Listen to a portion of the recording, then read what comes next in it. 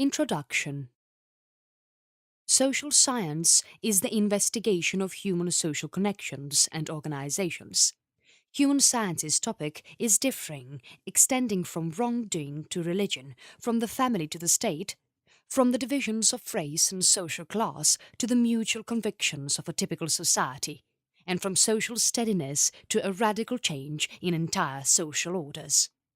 Bringing together the investigation of these differing subjects of study is human science's motivation of seeing how human activity and awareness both shape and are formed by encompassing social and social structures. It is an energizing and lighting up field of study that breaks down and clarifies essential matters in our own lives, our groups, and the world. At the individual level, human science researches the social causes and results of such things as sentimental adoration, racial and sex personality, family struggle, degenerate conduct, maturing and religious confidence. At the societal level, human science inspects and clarifies matters like wrongdoing and law, neediness and riches, bias and segregation, schools and training, business firms, urban group and social developments. At the worldwide level, human science concentrates such marvels as populous development and movement, war and peace, and monetary improvement. Let's not waste any more time and dig into the book to see what we have got in here for you. Chapter 1. What is sociology? Starting off with the most basic question always helps. I'm going to introduce you to the basics of this subject first, so that we can discuss it in details later on. We always tend to talk a lot about topics while being completely unaware of the basics of the subject. Sociology, a very complex term in itself, comprises of the scientific study of the human behaviours and the society, the interactions between the members of the society, etc. While a sociologist is conducting his research, he is going to be interested in getting to know more about the culture of a particular region, the social groups that are present in that are as well as the other organizations there, the criminology of that region, the social inequalities and other issues that are prevailing in the society.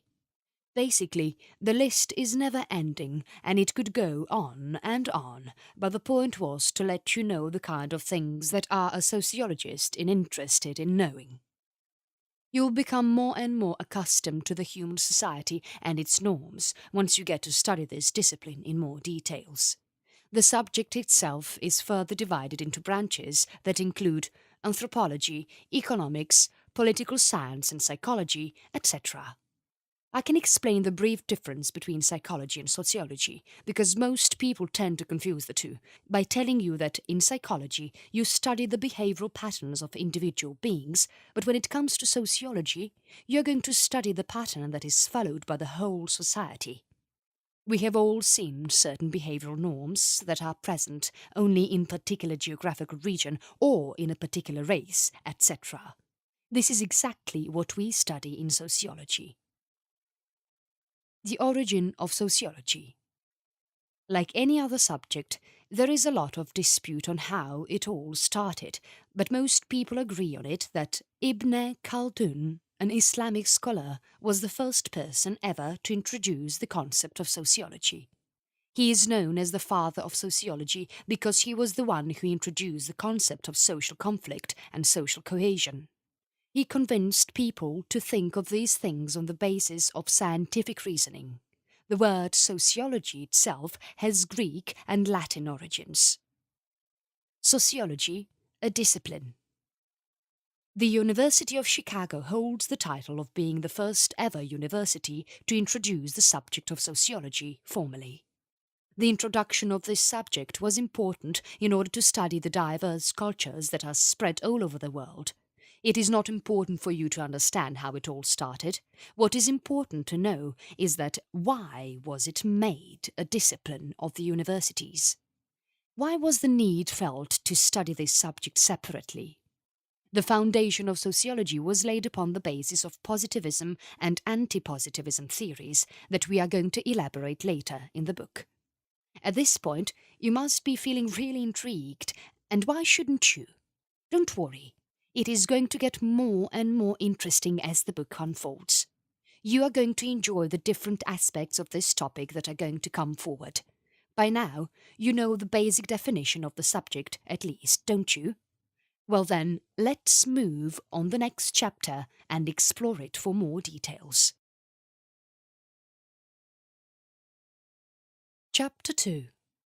Branches of Sociology. Here, in this chapter, I'm going to enumerate the branches of sociology so that you get to know more about the topics that this subject covers. Theoretical Sociology. Theoretical sociology is one of the most complex branches of sociology. We study how the relation between the social facts of the world, as well